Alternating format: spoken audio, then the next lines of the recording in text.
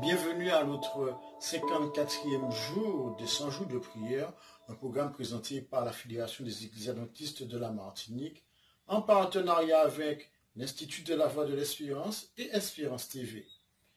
Le titre de notre méditation est « S'engager auprès de votre conjoint ou de votre famille ». S'engager auprès de votre conjoint ou auprès de votre famille. Le texte de base se trouve dans Éphésiens, chapitre 5 et 6.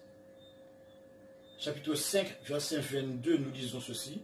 « Femmes, soyez soumises à vos maris comme au Seigneur. » Chapitre 6, verset 25, nous lisons « Maris, aimez vos femmes comme Christ a aimé l'Église et s'est livré lui-même pour elle. » Éphésiens 6, verset 1, nous lisons « Enfants, obéissez à vos parents selon le Seigneur, car cela est juste. » Éphésiens chapitre 6, verset 4, nous lisons « Et vous, pères, n'irritez pas vos enfants, mais élevez-les en les corrigeant et en les excusant selon le Seigneur. »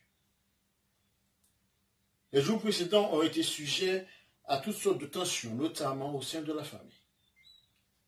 Les relations ont été mises à rude épreuve autant que la confiance, la gentillesse, autant l'écoute que la compréhension dans la santé comme dans la maladie.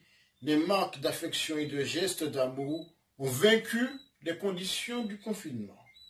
Les textes bibliques de notre méditation tombent à point nommé en cette période de déconfinement afin de nous aider à partir sur de meilleures bases et rétablir une relation équilibrée dans nos foyers.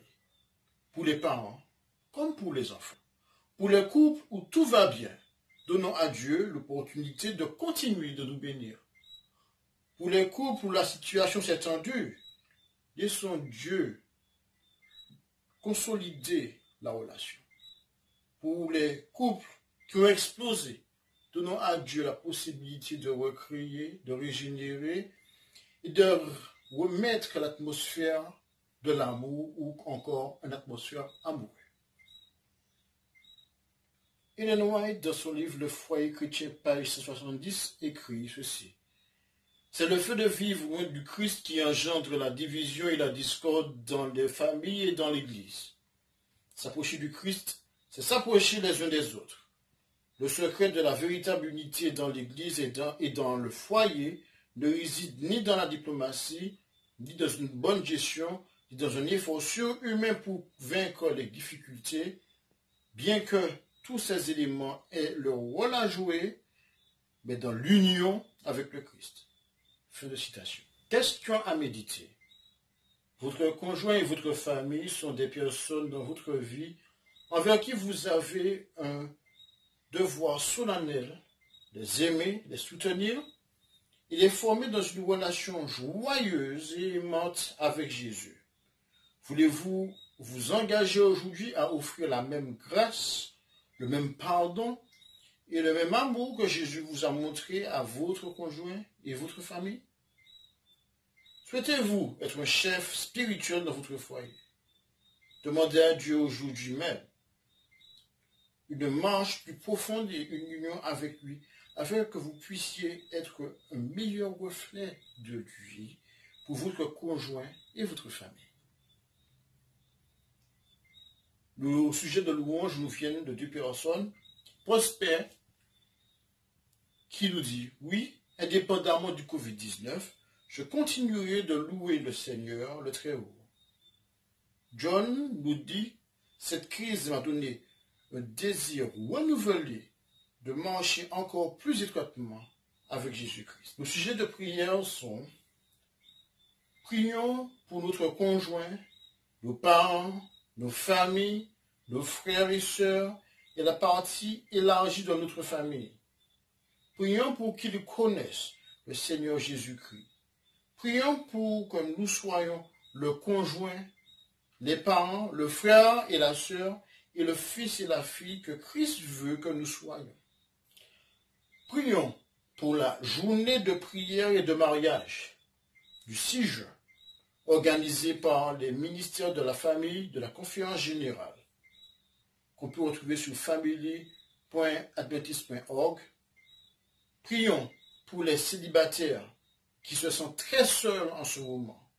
Prions pour eux afin qu'ils voient les bénédictions du célibat en ce qui concerne le service envers Dieu.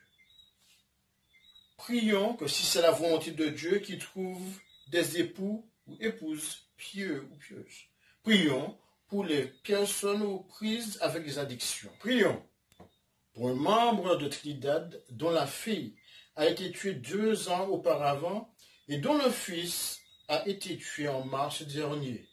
Prions pour qu'elle soit réconfortée et aussi pour la protection du reste de sa famille. Prions ensemble, voulez-vous? Père éternel, merci pour ta bonté, merci pour ta grâce. Aujourd'hui, nous te demandons une bénédiction spéciale pour ceux qui ont perdu des proches au cours de ces dernières années. Pour les familles qui ont perdu des proches à cause de la pandémie. Nous te demandons de bénir aussi les familles de notre pays qui ont connu des moments assez houleux, afin que tu puisses rétablir la paix et l'amour dans l'atmosphère de ce foyer, afin que tes anges puissent ramener les cœurs à de meilleurs sentiments. Accorde-nous ta paix et ta grâce, et merci pour les bénédictions que tu as pu déverser sur nous en cette période de confinement. Que ta volonté soit faite dans nos cœurs et dans nos vies. Nous te remercions pour tout, au nom de Jésus et pour ta gloire. Amen.